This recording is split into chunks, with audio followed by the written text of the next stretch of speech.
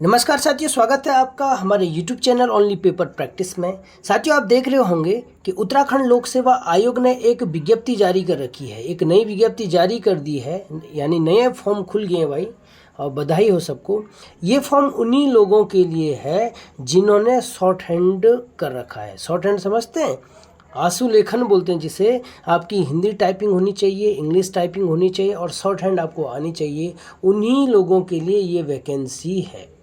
Number एक बात। Number दूसरी बात, जो नए बच्चे हैं और अभी अभी उन्होंने कंपटीशन की तैयारी शुरू कर रखी है, तो वो भी इस वीडियो को देख सकते हैं। इससे उनको आइडिया लग जाएगा कि आने वाले जो वो गवर्नमेंट जॉब के लिए तैयारी करेंगे और जिन जिन एग्ज़ामों को वो देंगे, जिन फॉर्म को वो भरेंगे, तो उसके लिए एक ये फॉर्म भी है।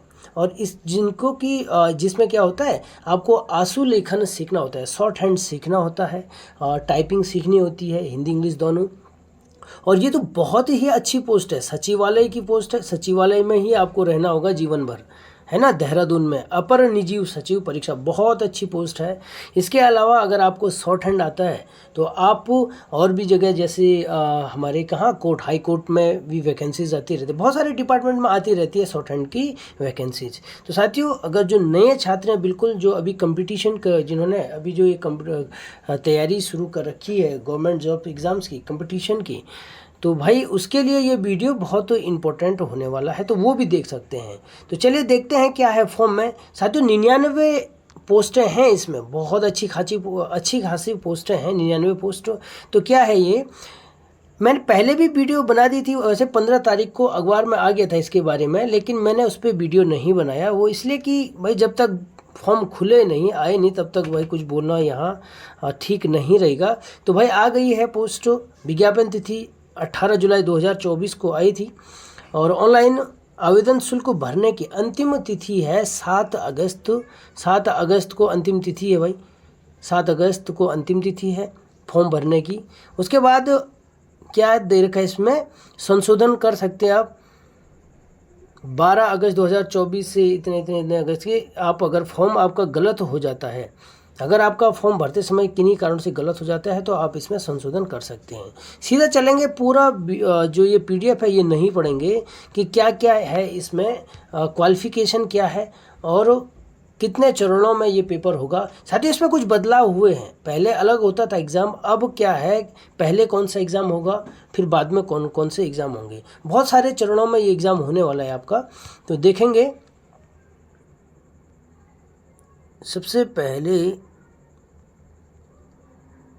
रिक्तियों की संख्या देख लीजिए आप, कितने पोस्टें हैं यहाँ पे। अपर निजी सचिव की बहुत अच्छी पोस्ट है, सचिवालय में रहना है। अनारक्षित की 37, अन्य पिछड़े ओबीसी 20 हो गया, अनुसूचित जनजाति, अनुसूचित जाति, ये आपकी पोस्टें हो गई, है ना। यहाँ पे दिव्यांगजनों के लिए भी है पोस्टें, जो हमारे दिव्यांगजन है 40% से कम होना चाहिए। ईडब्ल्यूएस के लिए भी पोस्टें हैं, 15 पोस्टें ईडब्ल्यूएस के लिए, है ना। तो कुल योग हो गया आपका 96 पोस्टें। बताओ, अपर निजी सचिव की बहुत अच्छी खासी पोस्टें हैं ये।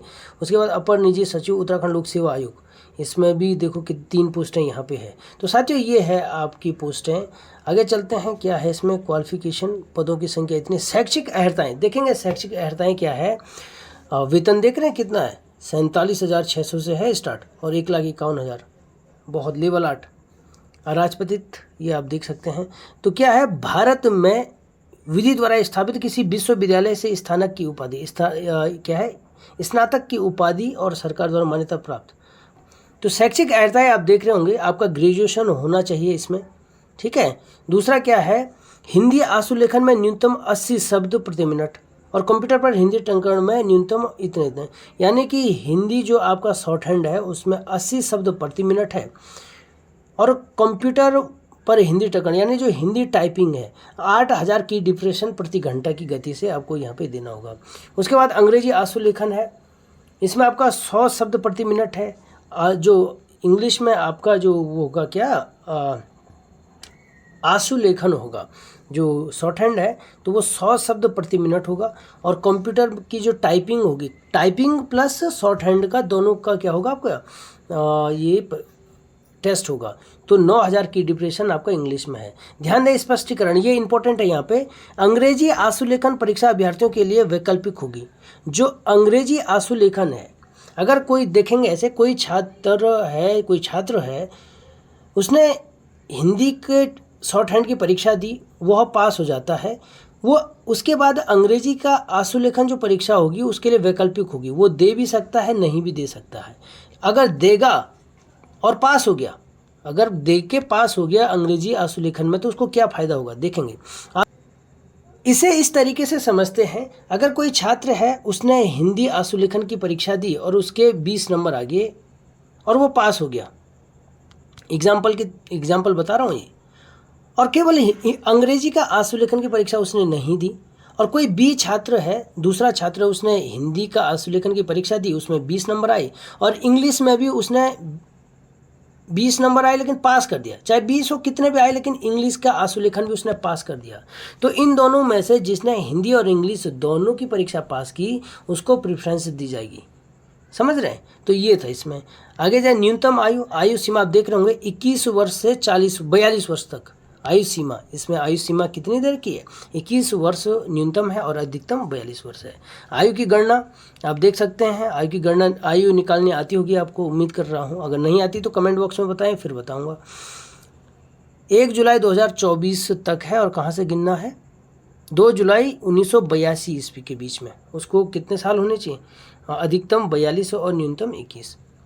चलिए, अधिकतम आयु सीमा छूट आप देख सकते हैं यहाँ पे, जो भी आपको आरक्षण में छूट मिलती होगी उसमें यहाँ पे सब कुछ दे रखा है, 5 वर्ष की छूट वगैरह वगैरह जो भी है, या आप पहले से फॉर्म भरते आ रहे होंगे तो ये सब चीज़ें की आपको जानकारी होगी। अब सीधे चलते हैं, यहाँ पे परीक्षा का कौन कौन सी स्तर पे परीक्षा होगी। अच्छा, आप फीस देख सकते हैं कितना है, अनारक्षित फीस कितना है यहाँ पे, ये आपकी फ़ीस है, ज़्यादा फीस नहीं है, 222, 102, 222 है ना। अनुसूचित जाति और अनुसूचित जनजाति के लिए कम है केवल, 22 किसके लिए है, शारीरिक दिव्यांगता, हाँ 22 रुपये या 23 रुपये किसके लिए है, केवल जो दिव्यांगजन है उनके लिए 23 रुपये लगभग है। अब चलते हैं एग्ज़ाम कैसे होगा। प्रथम 2 चरणों में एग्ज़ाम होगा, प्रथम चरण और द्वितीय चरण। प्रथम चरण में क्या होगा, सबसे पहले आप हिंदी की टाइपिंग करेंगे, और हिंदी की टाइपिंग आपको अधिकतम 15 अंक मिलेंगे, और 10 मिनट में आपको ये हिंदी की जो टाइपिंग है, हिंदी टाइपिंग पास करनी होगी। अगर आप पास कर देते हैं हिंदी की टाइपिंग, याद रखेंगे, हिंदी टाइपिंग अगर पास करेंगे तब आप अंग्रेजी की टाइपिंग में चलेंगे। अंग्रेजी की टाइपिंग भी आपको पास करनी होगी। जब इन दोनों को आप पास करने के बाद फिर आप एक टेस्ट देंगे, वो है कंप्यूटर का टेस्ट। कंप्यूटर की परीक्षा आपकी होगी, उसमें 100 नंबर का क्या होगा, टेस्ट होगा 1.5 घंटे का।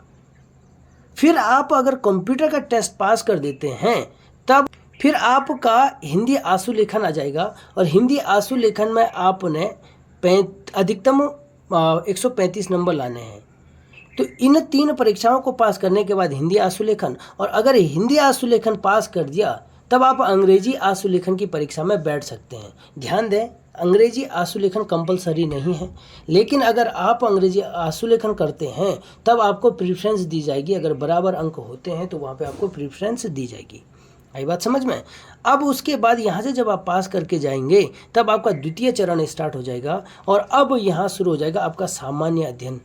ये आपका वस्तुनिष्ठ प्रकार का, यानी जो विकल्प वाले होते हैं, विकल्प होते हैं ना जो देते ही होंगे आप एग्ज़ाम, 4 विकल्प वाले, तो ये सामान्य ज्ञान का आपका सबसे पहले पेपर होगा।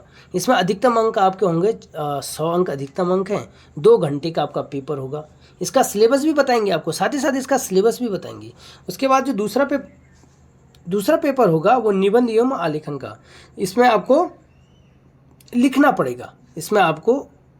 पड़ेगा, तो निबंध, उसके बाद आपका एक दूसरा पेपर होगा, 100 नंबर का वो पेपर होगा।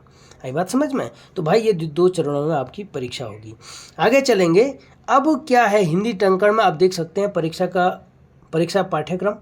प्रथम चरण में ये हिंदी टंकण वगैरह दे दिया, अधिकतम नंबर ये दे दिया, बाकी ये आपका अंग्रेजी टंकण हो गया।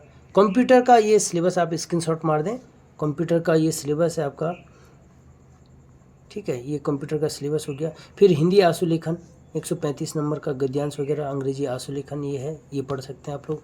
अब आते हैं यहाँ पे सामान्य अध्ययन। क्या है सामान्य अध्ययन में 10-10 नंबर के राष्ट्रीय में, अंतर्राष्ट्रीय में, उत्तराखंड महत्वपूर्ण, या अच्छा उत्तराखंड भी पूछा जाएगा। सामान्य विज्ञान भी पूछी जाएगी इसमें, साइबर सुरक्षा, भारत का इतिहास, प्राचीन भारत का भूगोल, अच्छा, जनरल जो सामान्य अध्ययन है उसमें लगभग सब कुछ है आपका, उसमें सामान्य बुद्धि परीक्षण, हाँ 15 नंबर का ये भी है, उसमें कौन सा जनरल रीजनिंग भी है।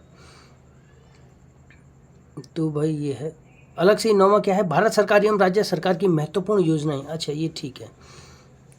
उत्तराखंड संबंधी प्रश्न के अंकों की संख्या वस्तुनिष्ठ इस प्रकार के सामान्य अध्ययन के 40 से अधिक एवं कम नहीं होगी। बहुत बढ़िया। उत्तराखंड का जो ये आप लोगों के लिए फ़ायदा होगा भाई, यहाँ पे जो उत्तराखंड की तैयारी कर रहे हैं लगातार, तो 40 नंबर से अधिक हो सकते हैं उत्तराखंड जनरल नॉलेज, लेकिन उससे कम नहीं होगा।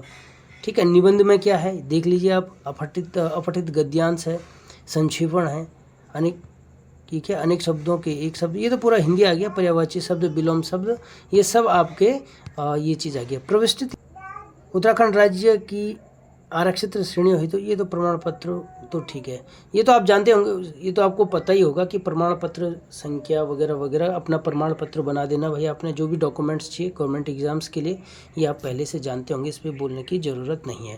तो साथियों यहाँ पे मैं एक चीज़ बताना चाहूँगा, जो नए स्टूडेंट हैं उनके लिए क्या नया है यहाँ पे, जो मैं बताना चाह रहा था। अगर आप लोग हाई स्कूल पास करके आए हैं और आपने गवर्नमेंट जॉब की अगर तैयारी कर रहे हैं, तो सबसे अच्छा रहेगा कि आप लोग एक अलग कौशल हासिल कर लें। अलग कौशल का मतलब ये हुआ कि अगर आपको शॉर्ट हैंड आती है ना, तो शॉर्ट हैंड में देखना यहाँ पे इन कंपटीशन ही नहीं होगा। वैकेंसी कितनी ज़्यादा है, 99 वैकेंसी, का कंपटीशन बहुत कम होगा, क्योंकि शॉर्ट हैंड बहुत कम बच्चे करते हैं शॉर्ट हैंड की। हिंदी टाइपिंग तो आती है, इंग्लिश टाइपिंग भी आती होगी, लेकिन शॉर्ट हैंड सबसे ज़्यादा महत्वपूर्ण है। तो शॉर्ट हैंड की तैयारी जो नए बच्चे हैं उनके पास समय भी है, और आप लोग बस एक कोचिंग सेंटर जाइए, कहीं अपना जीके जनरल नॉलेज पढ़ते रहिए, और शॉर्ट हैंड अगर लगा दोगे आप कहीं कोचिंग में शॉर्ट हैंड, और ये अगर एक बार सीख गए तो आपको लगभग 100% आपको जॉब मिलने की संभावना हो जाती है। पर 100% तब बोल रहा हूँ मैं, फिर भी आपको मेहनत करते रहना है, ऐसा नहीं है।